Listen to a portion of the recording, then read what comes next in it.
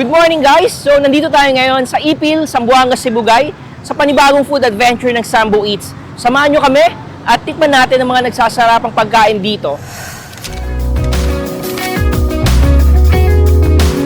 From classic favorites to new food discoveries. Tikman natin ang mga mura at masasarap na pagkain dito sa Ipil, Zamboanga, Sibugay. Yun! Nabuksan na natin, so titikman na natin siya.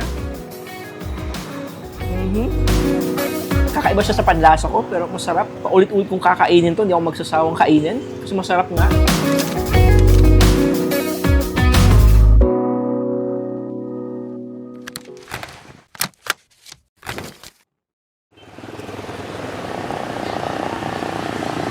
Alam nyo, yung simpleng hanap lang ng makakainan sa tanghaling tapat.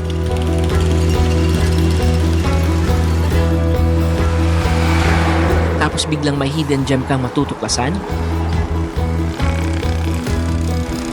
Ganyan ang nangyari sa amin dito sa Ipil, Zamboanga, Sibugay. Meet Charles Bamboo Seafood House and Resto Bar. Isang lugar na siguradong papasok sa listahan ng mga sulit na kainan. Kung unli ang pag-uusapan, aba, ito na yata ang isa sa pinakasulit na unlimited dining spots sa buong Ipil, Zamboanga, Sibugay. For just 199 peso, unlimited na ang kainan. May iba't ibang putahe na pwedeng tikman at syempre, hindi mawawala ang mga nagsasarapang seafoods na talaga namang mapaparami ka ng kain. Ano po yung mga available na pagkain nyo dito sa Ipil, Yung mga foods available every day. So, syempre, hindi natin mawawala yung shrimp, yung crabs, kasi seafoods man tayo, yung mga clams, shells, we have sotanghon, and also we offer chicken kasi may time din yung iba yung ano ba sila, allergy sa ano, so kailangan may chicken, minsan may beef, we have lumpia, we have salad, meron din tayong mga sweets, kakanin, fruits, and vegetables. And also, aside from it all you can know, we also offer food menus, yung mga short orders na like, nandun yung mga menus, no? So, they can choose, so, lahat ng 199? Yes! This is all for only 199 pesos. Sulit yung 199. Super talaga. Nandito pa rin tayo sa Ipil, Zamboanga, Sibugay. And this time, binisita natin ang Charles Bamboo Seafood House para tikman ang eat all you can nila. So sa halagang 199 peso, makakakain na kayo ng unlimited seafood. At the same time, merong kakanin and iba't ibang pagkain na rin ang kasama dito sa eat all you can nila. By the way, yung Charles Bamboo Seafood House, hindi nag-o-offer ng pork. So they offer seafoods and chicken lang sa kanilang menu. So tikman natin. Ang unang titikman natin guys is yung shell nila. So, kuha tayo. And yung mixed shells nila is may kasama na ring gulay. So, eto. So, sa halagang 199 peso, unlimited yun ang matitikman yung shells, crabs, shrimps, and ibang menu nila dito. So, this time, kuha naman tayo ng crabs. So, kuha tayong 2 piraso.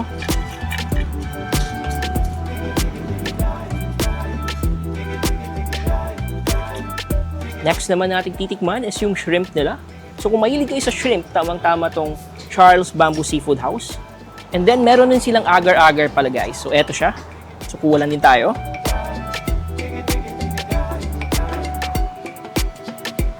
And then meron din silang Shanghai. So titikman din natin yung Shanghai nila. Tikman na natin guys yung mga pagkain na kinuha natin. So once again, unlimited to. So kung naubos nyo na yung pagkain nyo, pwede kayong bumalik at mag-refill.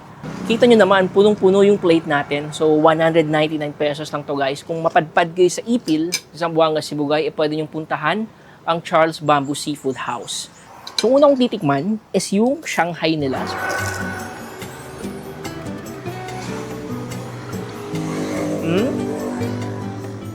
Crunchy yung Shanghai, masarap. And beef ata yung laman nito. And once again guys, hindi sila nagsaserve ng pork dito. sa Charles Bamboo Seafood House. They are more on seafoods and chicken lang sa kanilang menu. Tikman din natin yung agar-agar nila.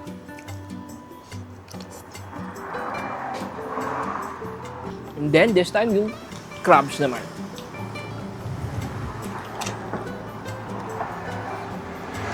So, kakamayin ko na lang kasi mahirap kumain ng crabs ng naka-tinidor.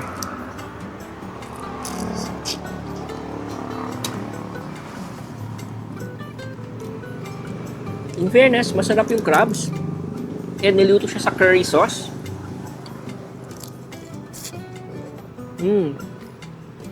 So, sulit na talaga guys. Kung mahilig kayo sa seafood, pumunta na kayo dito sa Charles Bamboo Seafood House. So, kinakamay ko na lang siya ngayon.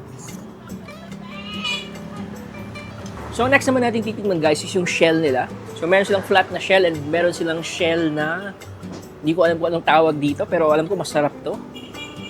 So, bubuksan natin yung shell. Medyo mahirap lang siya na kaunti. Yun. Nabuksan na natin, so titikman na natin siya.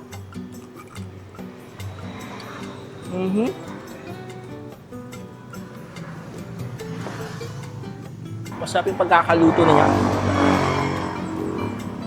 And malalasahan mo talaga na fresh yung ginamit nilang shell dito. Next naman natin titikman is yung shrimp.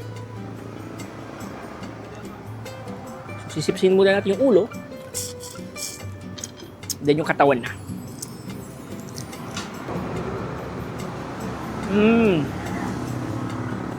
Napakasulit ng 199 nyo dito guys. Kung mahilig kayo sa street foods or mahilig kayo sa seafoods, tamang-tama talaga itong restaurant na to.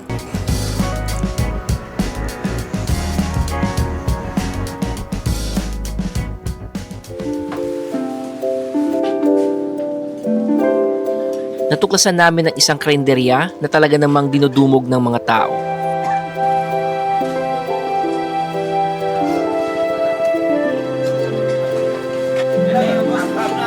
Dahil sa mga masasarap na ulam at presyo na talaga namang mapapawaw ka.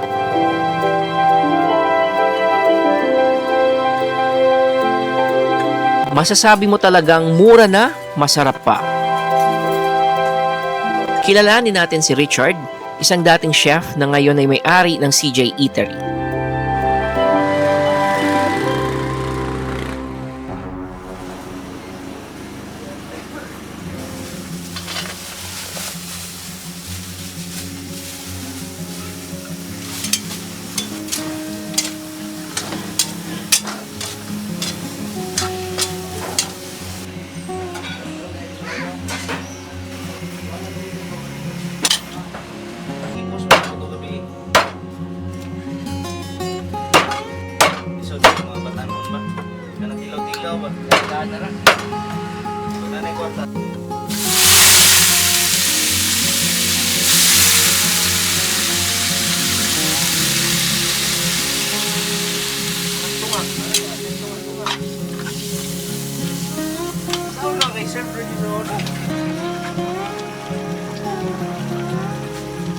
So, nandito tayo ngayon guys sa CJ's Eatery and ito yung mga sinerve nila sa atin. So, yung mga ulam nila is below 50 peso. So, sa halagang 35 peso, makakakain ka na ng humba, which is yung pork humba nila. Meron din silang chicken adobo, which is less than 50 pesos lang. And yung rice pala nila dito is 10 pesos lang. So, napakasulit, napakamura. Kung naghahanap kayo ng mura at makakainan dito sa Ipil, Zamboanga, Sibugay, pwede nyong bisitahin yung CJ's Eatery. So kung mapapansin nyo guys, maraming ulam dito sa harap natin. Maraming iba't ibang ulam na tinitinda dito. Everyday, bagong luto yung mga pagkain nila. So less than 50 peso, makakakain ka na ng iba't ibang ulam nila at the same time, mabubusog ka sa iba't ibang potahe na meron yung CJ's Eatery. So yung una natin titikman is yung pork humba nila. So eto siya. So kanina pa lang nakita na natin yung preparation ng pork humba dun sa kitchen nila. And napakabango nung pagkakaluto. So, pasintabi sa mga viewers natin na di kumakain ng pork. So, pork to siya. And meron din pala silang binigay na sabaw, guys. Ito, libre din yung sabaw dito sa CJ's Eatery. And yung sabaw nila is yung pork din ata itong sabaw nito. Then, first bite nung humba nila. Or yung pork humba. Saktong-sakto kasi di pa tayo nag-aalmusal. So first bite.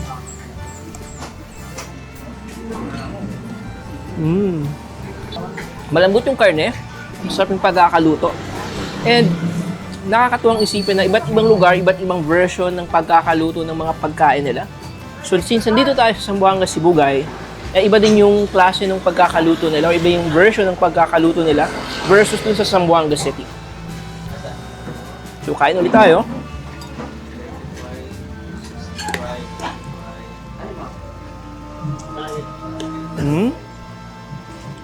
So titikman din natin yung isa sa mga best seller nila, which is yung chili pork. Kuha tayo. Then kanina pa lang guys, nakikita na natin na madaming sili yung nilagay nila dito sa chili pork nila. And then first bite nung chili pork nung CJ's Eatery. Eto siya.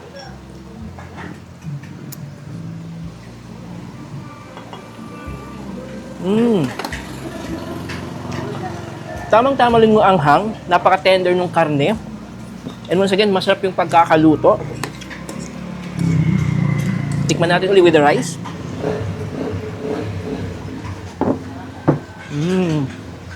Then, ang susunod naman natin titikman guys is isa sa mga best seller din nila dito, which is yung chicken adobo. So, maganda yung pagkakaluto ng chicken adobo guys. Walang masyadong madaming nilagay na pampalasa, kundi yung pampalasa na ginamit na is yung toyo. At the same time, yung sariling mantika ng manok. So, tikman na natin yung adobo guys. Once again, isa to sa mga best seller dito sa CJ's Eatery.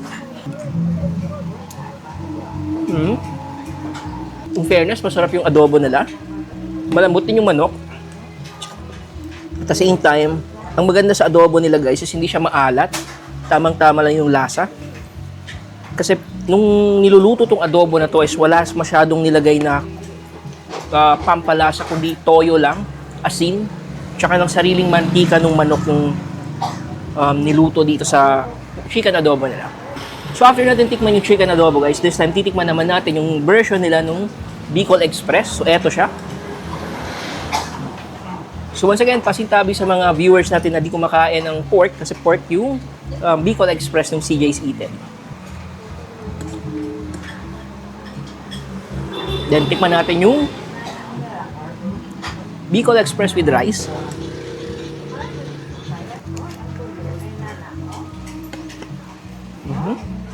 So nakakatuwang isipin guys na iba't ibang lugar, iba't iba yung version ng pagkakaluto nila ng pagkain. Gaya na lang ng Bicol Express dito sa CJ's Eatery. Iba yung version nila ng pagkakaluto ng Bicol Express pero same lasa pa rin, maanghang and masarap dahil sa gata. So eto siya. Pauwi na sana kami ng Zamboanga City pero bigla kaming inabot ng gutom. Habang naghahanap kami ng makakainan dito sa Ipil, Zamboanga, Sibugay, may nakita kaming isang kainan na nag-aalok ng kakaiba at murang mga merienda.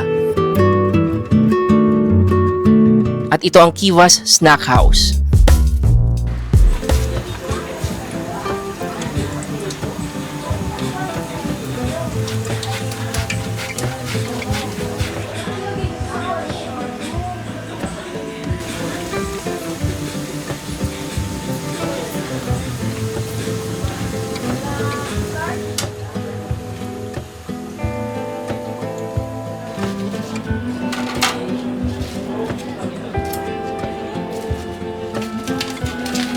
Hello everyone, nandito tayo sa third location natin.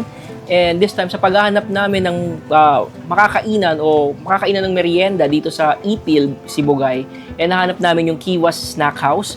So, titikman natin yung balatchan nila, which is yung piniritong saging, tapos may tomato base na sauce.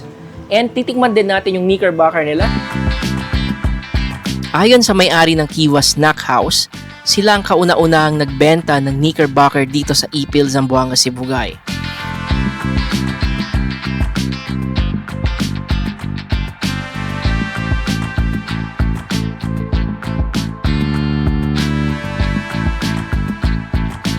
So, una natin titikman guys is yung balatchan, which is yung fried banana na may tomato base na sauce at meron ding hinalo na balatchan cubes. So, ito yung dip nung fried banana. So, tikman natin.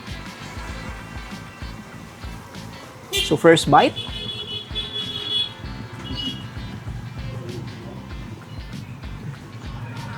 Masarap yung pagkakaprito ng banana, guys.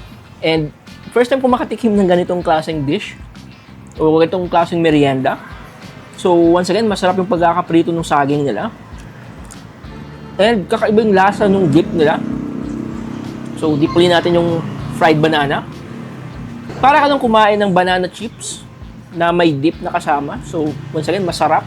And kakaiba siya sa lasa kakaiba siya sa panlasa ko, pero masarap. Paulit-ulit kong kakainin to, hindi ako magsasawang kainin kasi masarap nga. Napaka-crispy ng pagkakaprito ng saging nila. So after natin sa Balachan, guys, yung next naman na titikman natin is yung Knickerbocker ng Kivas Snack House. Once again, sila yung kauna-unang snack house store na nagbenta ng Knickerbocker dito sa Ipil, sa Zamboanga, Sibugay. Sa mga di nakakaalam, yung Knickerbocker is made out of fresh fruits. Then, meron ring gulaman. At the same time, merong ice cream on top. So, para lang siyang halo-halo, pero fruits ang gamit. So, eto, titikman natin siya. Una kong titikman muna, guys, is yung ice cream. So, ito yung madalas kong ginagawa sa mga halo-halo. Kung makikita nyo, guys, kitang-kita dito sa gamit nilang lagayan, yung mga fruits na gamit, fresh fruits na gamit. So, merong watermelon, merong saging, and meron ring papaya. At the same time, merong gulaman. So, first bite ng Knickerbocker ng Kivas Snack House.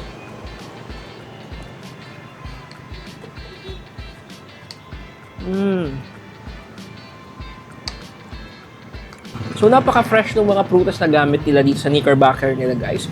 So, matitikman mo talaga siya. Hindi siya matamis, hindi din siya maalat or maasim gawa ng mga prutas.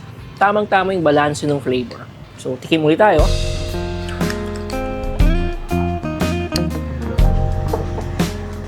Kung kayo ay nasa Ipil o kaya mapadaan kayo dito, huwag palampasin ng Kivas Snack House. Pasin ng CJ Eatery, Charles Bamboo Seafood House. Kung di ka pa naka-follow sa aming Facebook page, paki-follow naman po. At kung di ka pa naka-subscribe sa aming YouTube channel, paki-subscribe po kami. Malaking tulong po yan sa pagpapatuloy ng aming channel sa paggawa ng mga ganitong video. And once again, supportahan natin yung mga maliliit na business and see you on our next video. That's yummy.